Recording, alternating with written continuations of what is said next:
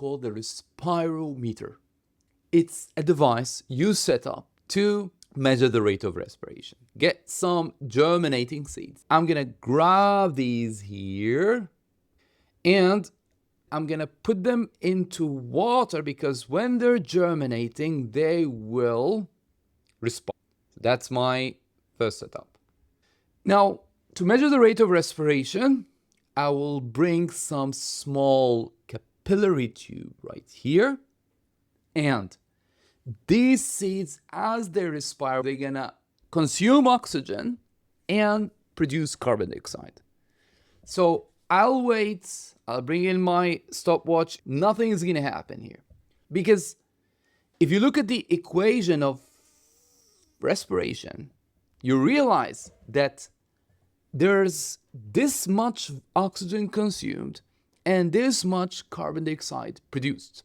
This setup here is all based on changes of volume and pressure. Because if the volume changes here, the pressure will change and this drop will move right or left. Where are the gases responsible here for changes of volume and pressure? There's this gas and this gas. The rest don't count. There are no gases here. But as it is, the volume of reactant is exactly the same volume as your product. So to solve this problem, because I really want this drop to move, because once it moves, I can find the rate of respiration, we do it like this. We bring in some alkali, like this one here, sodium hydroxide, and we soak another cotton into this alkali, and we place it at the bottom of the test tube, like here. Now it will work. The alkali is opposite to acid. CO2 is an acidic gas.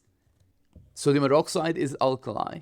So any CO2 made by these seeds will bind to this alkali, which means now the only gas responsible for the movement of the drop is going to be oxygen. So those seeds now are sucking in all the oxygen inside this chamber. The pressure is dropping, and this will pull this drop from the right side to the left side. You find it moving like this.